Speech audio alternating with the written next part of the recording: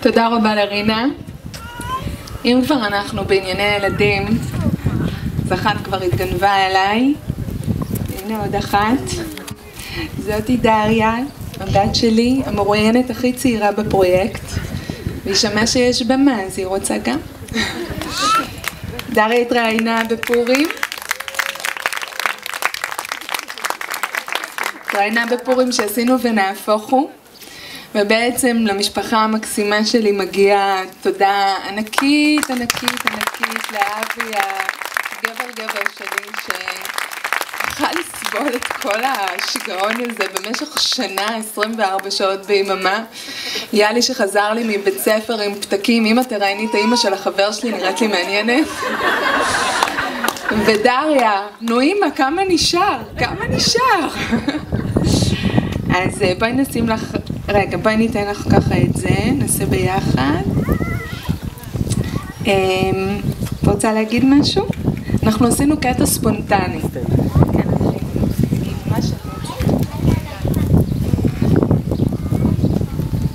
טוב, אז אני רציתי להיות על הבמה ורציתי גם לרקוד טוב, אני אעבר לאמא. אין שום בעיה, אז אמא מעבירה לך בחזרה ואנחנו נתחיל, בסדר? יופי מה.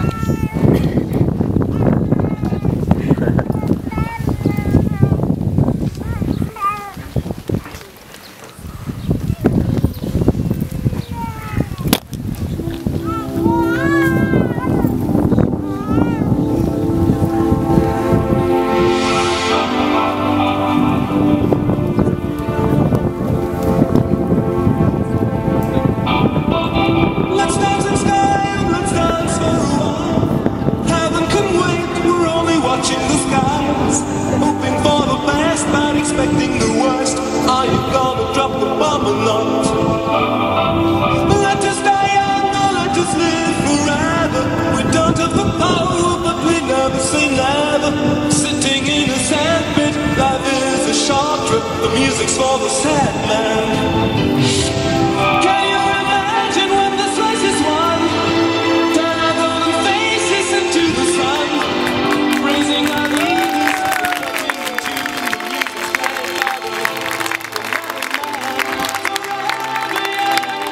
I want to be forever young. Do you really want to live forever? Forever.